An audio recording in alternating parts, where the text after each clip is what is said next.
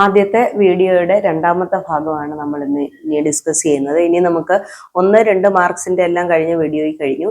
ഇനി 3 മാർക്കിന്റെ ക്വസ്റ്റ്യൻസ് ആണ് നോക്കുന്നത്. ഇരുമ്പ് നിർമ്മിക്കുന്നത് ബ്ലാസ്റ്റ് ഫർണസ് ഉപയോഗിച്ചാണ്.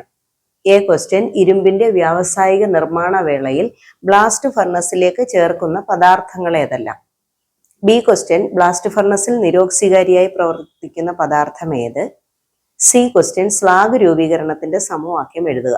ഇതിന് 3 ചോദ്യങ്ങളുണ്ട്. 3 എണ്ണത്തിനും ഓരോ മാർക്ക് വീതമാണ്. Iron is manufactured using blast furnace. Question, which are the materials added to blast furnace during the industrial production of iron? Question, which is the compound acting as reducing agent in blast furnace? Question, write the equation of slag formation. നമുക്ക് ഒന്നാമത്തെ ചോദ്യം നോക്കാം. ഇരുമ്പ് നിർമ്മിക്കുന്നത് blast furnace എന്ന ഉപകരണം ഉപയോഗിച്ചിട്ടാണ്. അപ്പോൾ എയിലെ ആ നിർമ്മാണ വേളയിൽ ഇരുമ്പിനെ നിർമ്മിക്കുന്ന സമയത്ത് ആ ഫർണസിലേക്ക് ചേർക്കുന്ന പദാർത്ഥങ്ങൾ ഏതെല്ലാം എന്നാണ് ചോദിക്കുന്നത്. അതായത് റോ മെറ്റീരിയൽസ് ഏതൊക്കെയാണ് ബ്ലാസ്റ്റ് ഫർണസിലേക്ക് ആഡ് ചെയ്യുന്നത്? Answer haematite. അയണിന്റെ ഓറാണ് ഹേമറ്റൈറ്റ്. അതേപോലെ കാൽസ്യം കാർബണേറ്റ് എന്ന് ഇവിടെ എഴുതിയേക്കുന്നത് അത് ചുണ്ണാമ്പുകല്ലാണ്, ലൈംസ്റ്റോൺ ആണ്. പിന്നെ കോക്ക്. അപ്പൊ ഹേമറ്റൈറ്റും കാൽസ്യം കാർബണേറ്റും കോക്കും ഈ 3 കാര്യങ്ങളാണ്, റോ മെറ്റീരിയൽസ് ആണ് ബ്ലാസ്റ്റ് ഫർണസിലേക്ക് ഇടുന്നത്. ഇനി രണ്ടാമത്തെ ചോദ്യം, ബ്ലാസ്റ്റ് ഫർണസിൽ നിരോക്സികാരിയായി പ്രവർത്തിക്കുന്ന പദാർത്ഥം ഏതെന്നാണ്.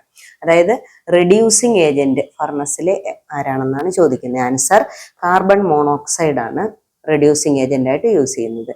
പിന്നെ ക്വസ്റ്റ്യൻ, സ്ലാഗ് രൂപീകരണത്തിന്റെ സമവാക്യം എഴുതുക. Write equation of slag formation. അപ്പൊ സ്ലാഗ് എന്ന് പറയുന്നത് എങ്ങനെയാ ഫോം ചെയ്യുന്നതെന്ന് ചോദിച്ചാൽ, ഗാങ്ങും ഫ്ലെക്സും നിങ്ങൾ പഠിച്ചിട്ടുണ്ട്. ഗാങ് എന്ന് പറയുന്നത് ഓറിലെ ഇമ്പ്യൂരിറ്റിയെ വിളിക്കുന്ന പേരാണ് ഗാങ്. അതായത് അയിരിലടങ്ങിയിരിക്കുന്ന മാലിന്യങ്ങളെ വിളിക്കുന്ന പേരാണ് ഗാങ് എന്നുള്ളത്. അതേപോലെ തന്നെ ഈ ഗാങ്ങിനെ, അതായത് ഈ ഇമ്പ്യൂരിറ്റീസിനെ, അപദ്രവ്യത്തെ നീക്കം ചെയ്യാൻ ഉപയോഗിക്കുന്ന വസ്തുവിനെ വിളിക്കുന്ന പേരാണ് ഫ്ലക്സ്. അപ്പൊ ഈ ഫ്ലക്സും ഗാങ്ങും കൂടെ കൂടി ചേർന്നിട്ടുണ്ടാകുന്ന കോമ്പൗണ്ടാണ് ഏത്? സ്ലാഗ്. മിക്സറാണ് സ്ലാഗ് എന്ന് പറയുന്നത്. അപ്പോൾ ഈ കാൽസ്യം ഓക്സൈഡ് ഇവിടെ കിട്ടുന്നത് കാൽസ്യം കാർബണേറ്റ് വിഘടിച്ച് ഡികമ്പോസ് ചെയ്തുണ്ടാകുന്നതാണ് calcium oxide. Silicon dioxide gangue എന്ന് പറയുന്നത് നമ്മുടെ ഓറിൽ തന്നെ, ഹേമറ്റൈറ്റിൽ തന്നെ അടങ്ങിയിട്ടുള്ള ഇമ്പ്യൂരിറ്റീസ് ആണ്. അപ്പൊ CaO + SiO2 ഗീവ്സ്, ഇത് ചേർത്തങ്ങ് എഴുതിയാൽ മതി, CaSiO3. ഇതിന് chemical name calcium oxide plus silicon dioxide SiO2 gives calcium silicate എന്നാണ് അതിന്റെ പ്രോഡക്റ്റിന്റെ പേര്. ഇവിടെ ചോദിച്ചിരിക്കുന്നത് സ്ലാഗ് ഫോം ചെയ്യുന്ന ഇക്വേഷൻ മാത്രം എഴുതാൻ മതി. അതുകൊണ്ട് നമ്മൾ അതിന്റെ പേര് സ്പെസിഫൈ ചെയ്യണമെന്നില്ല. അപ്പൊ flex plus gang gives slag. Next question, വൈദ്യുത വിശ്ലേഷണ സെല്ലിൽ നടക്കുന്ന ഊർജ്ജ മാറ്റം എഴുതുക. ക്വസ്റ്റ്യൻ, വൈദ്യുത വിശ്ലേഷണ സെല്ലിന്റെ ഏതെങ്കിലും 2 പ്രായോഗിക ഉപയോഗങ്ങൾ എഴുതുക. What is the energy change taking place in an electrolytic cell? Question, write any 2 practical utilities of electrolysis. വൈദ്യുത വിശ്ലേഷണ സെൽ, അതായത് വൈദ്യുത രാസ സെല്ലല്ല, ഇലക്ട്രോ കെമിക്കൽ സെല്ലല്ല ഈ വൈദ്യുത വിശ്ലേഷണ സെൽ എന്ന് പറയുന്നത്, അതായത് ഇലക്ട്രോളിറ്റിക് സെല്ല്.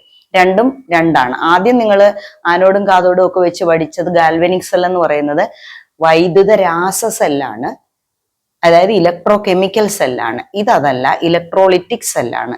ഇലക്ട്രോളിസിസ് നടക്കുന്ന സെല്ല്, അതായത് വൈദ്യുത വിശ്ലേഷണ സെൽ എന്ന് പറയും.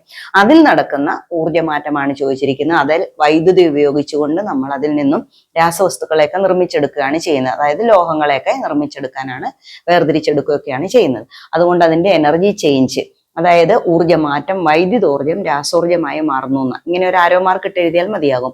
Electrical energy into chemical energy. അപ്പൊ ഈ രീതിയിൽ എഴുതിയാൽ മതി. സെക്കൻഡ് ക്വസ്റ്റ്യൻ, വൈദ്യുത വിശ്ലേഷണത്തിന്റെ ഏതെങ്കിലും 2 പ്രായോഗിക ഉപയോഗങ്ങൾ, 2 പ്രാക്ടിക്കൽ യൂട്ടിലിറ്റീസ് എഴുതാനാണ് പറയുന്നത് ഇലക്ട്രോളിസിസിന്റെ. അത് നമ്മൾ വളരെ ഈസിയാണ്. നിങ്ങൾക്ക് ടെക്സ്റ്റിൽ ഡയറക്റ്റ് ആയിട്ട് അതിന്റെ ഹെഡിങ് ആയിട്ട് കൊടുത്തിട്ടുണ്ട്. അത് 2 എണ്ണേ ചോദിച്ചിട്ടുള്ളൂ. അപ്പൊ ആദ്യത്തേന് 1 മാർക്കും അടുത്ത 2 എക്സാമ്പിൾ, 2 പ്രാക്ടിക്കൽ യൂട്ടിലൈസ് എഴുതുന്നതിന് 2 മാർക്കുമാണ്. പ്രൊഡക്ഷൻ ഓഫ് മെറ്റൽസും റിഫൈനിങ് ഓഫ് മെറ്റൽസും ആണ്. പ്രൊഡക്ഷൻ ഓഫ് മെറ്റൽസ് എന്ന് പറയുമ്പോൾ എന്താണ്?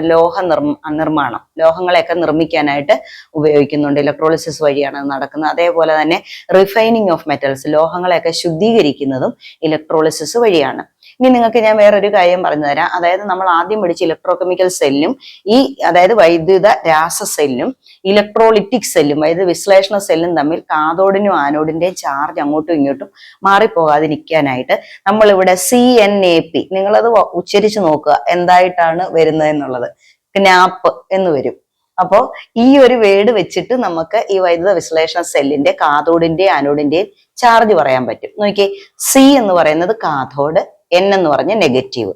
അപ്പോൾ വൈദ്യുത വിശ്ലേഷണ സെല്ലിൽ, ഇലക്ട്രോളിറ്റിക് സെല്ലിൽ കാഥോഡ് എപ്പോഴും നെഗറ്റീവ് ആയിരിക്കും. AP ആനോഡ് എന്തായിരിക്കും? പോസിറ്റീവ് ആയിരിക്കും.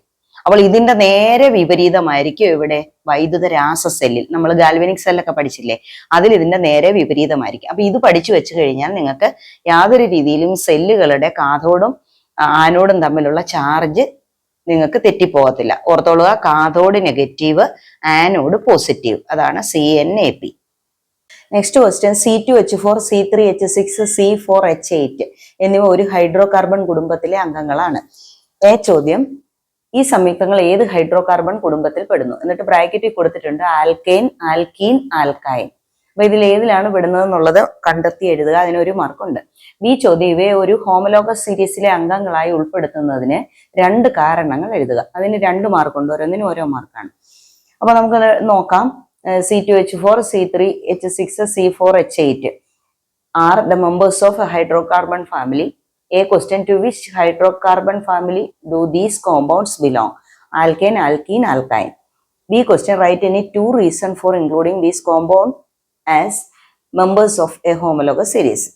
അപ്പോൾ നമുക്ക് ആദ്യം ഇത് ഏത് വിഭാഗത്തിൽ പെടുന്നു എന്ന് കണ്ടെത്തുന്നതിന് നിങ്ങൾ നേരത്തെ പഠിച്ചിട്ടുള്ളതാണ്.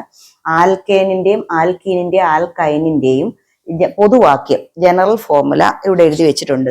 ആൽക്കേനിന്റെ ആണെങ്കിൽ CnH2n+2, ആൽക്കീനിന്റെ CnH2n, ആൽക്കൈനിന്റെ CnH2n-2.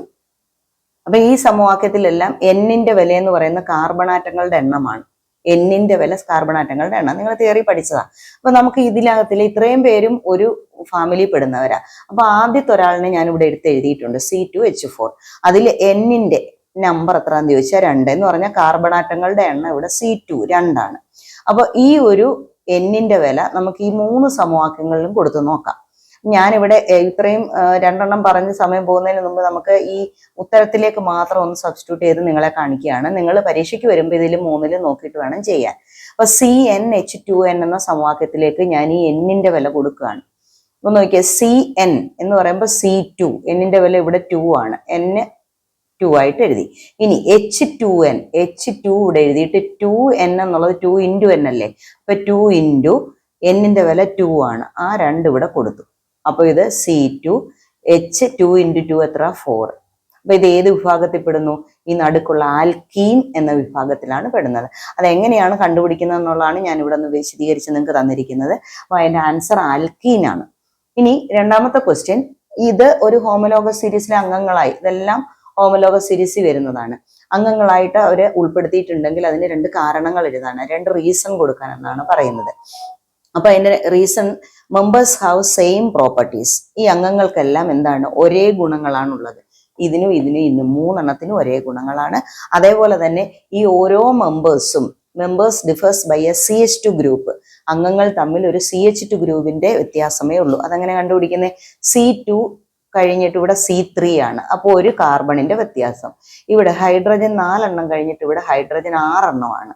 അപ്പൊ 4 2 6 അല്ലെ. അപ്പൊ ഒരു കാർബണിന്റെ വ്യത്യാസവും 2 ഹൈഡ്രജന്റെ വ്യത്യാസവും എന്ന് പറയുമ്പോൾ അത് CH2 ഗ്രൂപ്പാണ്. ആ CH2 ഗ്രൂപ്പിന്റെ വ്യത്യാസമാണ് ഈ 3 പേർക്കിടയിലും ഉള്ളത്. അതുകൊണ്ടാണ് ഇവരെ ഒരു ഹോമോലോഗസ് സീരീസിൽ ഉൾപ്പെടുത്തിയിരിക്കുന്നത്. ഇതൊരു പ്രധാനപ്പെട്ട ചോദ്യമാണ്. ഇങ്ങനെയുള്ള ഇൻഡയറക്റ്റ് രീതിയിലും മറ്റ് രീതിയിലൊക്കെ ചോദിക്കുക. അപ്പൊ ഈ പൊതുവാക്യം, ജനറൽ ഫോർമുല പഠിച്ചിട്ട് ഇതിലെ N എന്താണെന്ന് ഓർത്ത് വയ്ക്കുക. കാർബണാറ്റങ്ങളുടെ എണ്ണമാണ്. എന്നിട്ട് ആ വാല്യൂ ഇതിലേക്ക് സബ്സ്റ്റിറ്റ്യൂട്ട് ചെയ്ത് കൊടുത്താൽ നമുക്ക് ഏത് വിഭാഗത്തിൽ പെടുന്നു എന്ന് കണ്ടുപിടിക്കാൻ പറ്റും. ഈ വീഡിയോ നിങ്ങൾക്ക് ഇഷ്ടമായാൽ ലൈക്ക് ചെയ്യുക, സബ്സ്ക്രൈബ് ചെയ്യുക, ഷെയർ ചെയ്യുക.